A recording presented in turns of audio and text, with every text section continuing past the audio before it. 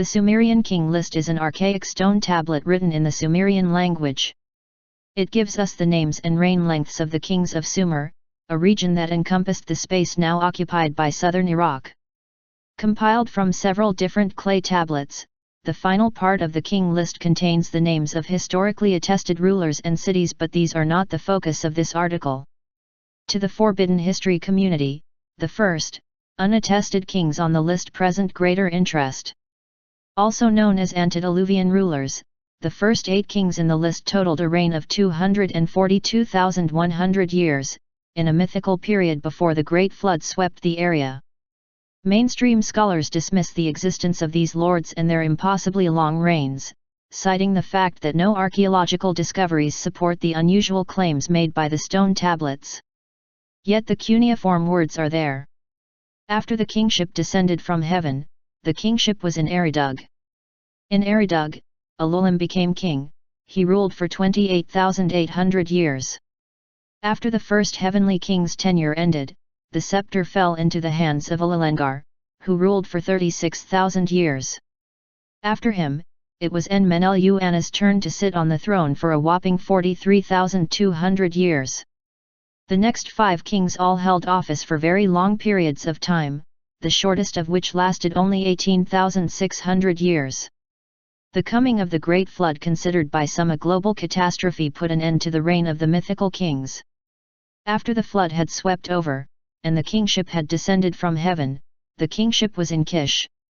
Kish was an ancient city in Sumer, home of the first historically documented Sumerian dynasty. The kings in this dynasty had shorter reigns than the ones before them, but they still extended way beyond the expected lifespan of a human being in those days. The shortest reign belonged to Zamug, the son of Barcelnuna, who remained in power for 140 years. For a long time, historians agreed these impossible timelines were the result of fiction, their reigns and deeds being hyperbolized to increase the significance of the ancient Sumerians in the eyes of neighboring peoples. By documenting their extremely old history, they could stake a legitimate claim to rule the land. But most historians dismiss the existence of the Anunnaki, the children of Anu. They too came down from heaven to fulfill their own agenda on Earth.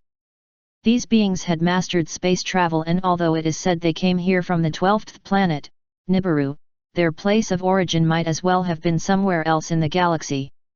We don't know for sure how man came to be on this planet. Perhaps he is the product of evolution and natural selection.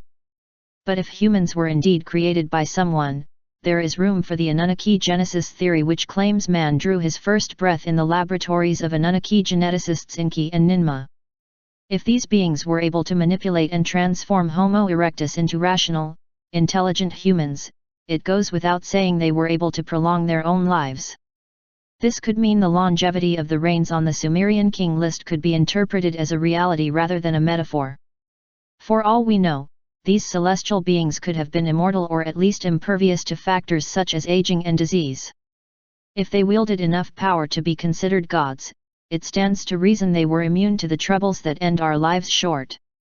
There is always the possibility that we're looking for answers in the wrong places, and the Sumerian King List is half fable, half fact.